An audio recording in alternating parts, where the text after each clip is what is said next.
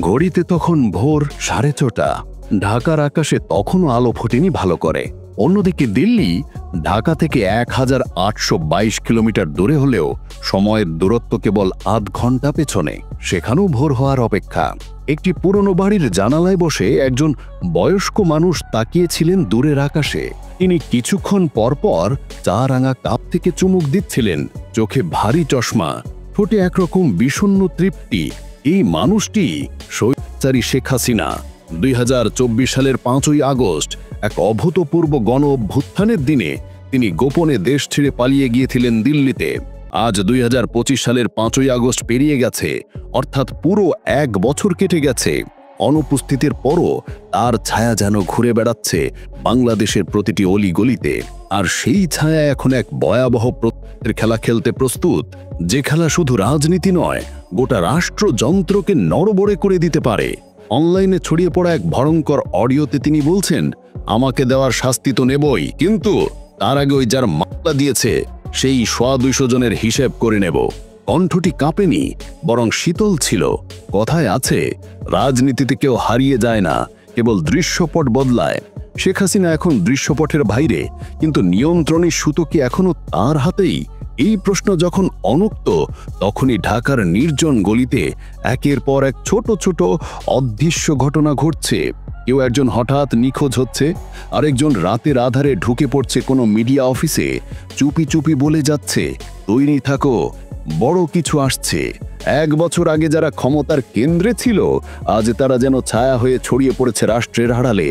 নিষিদ্ধ ঘোষিত দল হলেও আওয়ামী লীগের সেই ছায়া নেতৃত্ব একটিও ক্ষীণ হয়নি, বরং সময়ের সঙ্গে তারা হয়ে উঠছে আরো সংগঠিত, আরো প্ররোচনামূলক। বিশ্লেষকরা বলছেন, ক্ষমতা হারানো আওয়ামী লীগের একটি গোপন অংশ এখনো স্বপ্নে বিভোর পুনরুদ্ধারের। তাদের এই স্বপ্ন একরকম ধর্মীয় আবেশের মতো, এক গভীর মানসিক সংকল্প। যারা আপার ডাকে জীবন দিতে প্রস্তুত ছিল, তারা আজও দুর্গম জায়গায় হাত পাখারে নিচে বসে গোপনে বৈঠক করছে। ঢাকা, গোপালগঞ্জ, মাদারীপুর, এমনকি টেকনাফ পর্যন্ত বিভিন্ন স্থানে তারা চালাচ্ছে সাংগঠনিক পুনর্গঠনের কাজ। 2025 সালের জুলাই মাসে রাজধানীর গুলশানের একটি বাসা থেকে গ্রেপ্তার হওয়া 2 সাবেক ছাত্রলীগ নেতার কাছ থেকে উঠে আসে বিস্ফোরক তথ্য। তারা জানিয়েছে, 8ই জুলাই ঢাকার একটি কনভেনশন হলে প্রায় 400 জনকে মনস্তাত্ত্বিক ও গেরিলা প্রশিক্ষণ দেওয়া হয়েছে। ট্রেনিং ছিল কেবল চালানোর নয়, ছিল তথ্য লুকানো, লোক চেনা এবং সুপার সেল গড়ে তোলার ওপর। এই প্রশিক্ষণের পেছনে ছিল অর্থ, পরিকল্পনা এবং সেই পুরনো নেটওয়ার্ক যেটা শেখ হাসিনার সময় রাষ্ট্রের রন্ধ্রে রন্ধ্রে গেঁথে গিয়েছিল। স্বরাষ্ট্র মন্ত্রণালয় জানিয়েছে, 29 জুলাই থেকে 8ই আগস্ট পর্যন্ত একটি বিশেষ অভিযান চালানো হচ্ছে। গোয়েন্দা বাহিনীর ভাষায়, একটি সংবদ্ধ ছায়াগোষ্ঠী রাজধানীতে সমন্বিত পরিকল্পনা করছিল। সেই পরিকল্পনার কিছু অংশ আমরা শনাক্ত করেছি। যদিও এখন পর্যন্ত বড় কোনো ঘটেনি, তবে আতঙ্ক এখনো দানা বেঁধে আছে। গোপন সূত্রে জানা যায়, শেখ হাসিনার একটি বার্তা, শুধু একটি শব্দ কিংবা একটি চিহ্ন, সেটাই হতে পারে বিস্ফোরক সূচনা। 15 বছর ধরে রাষ্ট্রের প্রতিটি স্তরে যে অর্থ ছড়িয়েছিল আওয়ামী লীগের শাসনামলে, সেই অর্থ এখন ছায়া থেকে বেরিয়ে আসছে। একটি নির্দিষ্ট অর্থচক্র এখন কাজ করছে পুরনো নেতাকর্মীদের সংগঠিত করতে। তারা প্রযুক্তি এবং প্রশিক্ষণের জন্য লাগাতার অর্থ ঢালছে বলে জানিয়েছে একাধিক গোয়েন্দা সংস্থা। বিশেষ করে দিল্লি থেকে পাঠানো গোপন ফান্ডের ব্যাপারে এখন নজর রাখছে অর্থনৈতিক গোয়েন্দারা। এদিকে ভারতীয় গোয়েন্দা সংস্থার কিছু সদস্য ইতোমধ্যে বাংলাদেশের একাধিক হোটেল ও গেস্ট হাউসে ঢুকেছে বলে দাবি করছে নজরদারি সূত্রগুলো। 29 জুলাই থেকে শুরু হয়েছে অপারেশন ব্ল্যাক রেইন। স্বরাষ্ট্র মন্ত্রণালয়ের বিশেষ নির্দেশে ডিএমপি, র্যাব ও সিআইডি যৌথভাবে অভিযান চালাচ্ছে রাজধানী ও বিভাগীয় শহরগুলোতে। এখনো পর্যন্ত 63 জনকে আটক করা হয়েছে, যার মধ্যে 27 জনই ছিল সাবেক ছাত্রলীগ ও যুবলীগের মধ্যম সারির নেতা। স্বরাষ্ট্র উপদেষ্টা বলছেন, পরিস্থিতি নিয়ন্ত্রণে আছে, কিন্তু ষড়যন্ত্র এখনো থেমে নেই। এই চক্রটি স্লিপার সেল পদ্ধতিতে কাজ করছে। বিশেষ করে চট্টগ্রাম, রাজশাহী ও সিলেট, এই 3টি জায়গাকে রেড জোন ঘোষণা করে নজরদারি জোরদার করা হয়েছে।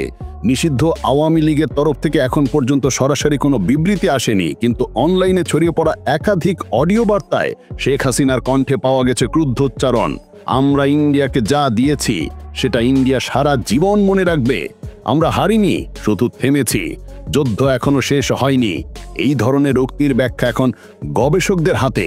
কেউ বলছে এটা বিদ্রোহের, কেউ বলছে এটা এক ভগ্ন নেত্রীর শেষ আত্মচিৎকার। কিন্তু এরকম বার্তা দেশের ভেতরে কিছু পন্থী সমর্থকদের আরো সক্রিয় করছে বলেই আশঙ্কা বাড়ছে। নতুন তত্ত্বাবধায়ক সরকারের অধীনে যখন দেশ একটু একটু করে স্থিতিশীলতা ফিরে পাচ্ছে, ঠিক তখনই এই গোপন আন্দোলন যেন আবার দেশকে অস্থির করার চেষ্টা করছে। বিশ্লেষকদের ভাষায় এটা কোনো সাধারণ প্রতিক্রিয়া নয়, এটা রাজনৈতিক পুনর্জাগরণের সুপরিকল্পিত প্রচেষ্টা। নিষিদ্ধ আওয়ামী লীগের এই অংশটি সরাসরি সমাপ্তে যেতে চায় না, বরং তারা চায় একটি রাজনৈতিক অরাজকতা তৈরি করতে, যাতে জাতীয় ও আন্তর্জাতিক চাপ সৃষ্টি হয় নতুন সরকারের ওপর। তাদের কৌশল হচ্ছে তিনটি: মিডিয়া অ্যাক্টিভিজম ও গুজব ছড়ানো, প্রশাসনিক দুর্বলতাকে কাজে লাগানো, রাজপথে হঠাৎ ফ্ল্যাশ মবের মতো উত্তেজনা সৃষ্টি করা। দিল্লির চাণক্যপুরীতে এখন এক চুপচাপ প্রাসাদ, তার ভেতরে বুলেটপ্রুফ ঘরে বসে আছেন শেখ হাসিনা। মোদির উপহারের কাচের বাটি থেকে দুধ কলা খেতে খেতে হাসছেন। ক্যামেরায় চোখ রাখছেন বাংলাদেশের সীমান্ত অঞ্চলে যে মশুষণ প্রশিক্ষণ চলছে সেটা দেখতে। শেখ হাসিনা জানেন তিনি আর ফিরে যেতে পারবেন না, কিন্তু তার হাত লম্বা, বুদ্ধি পুরনো। যমুনার মতো ধরা তো আর প্রতিশোধের আগুন এখনো জ্বলছে। এই জাতিকে আমি দুই গুণ শিখিয়েছি, এবার ধ্বংস শেখাবো। তিনি ফিসফিস করেন। তার পেছনে দাঁড়িয়ে থাকা ভারতীয় গোয়েন্দা সংস্থার লোকেরা কিছু বলেন না। তারা জানে বাংলাদেশে আবার লাগানোর জন্য শেখ হাসিনা এখনো মোদির দরবারে দরকারি। ফেরাউন সে শুধু নদী পাল্টেছে, নীল নয়, এখন তার নাম পদ্মা। আর ফেরাউন সে আর পুরুষ নয়, সে এখন একজন নারী, নাম শেখ হাসিনা।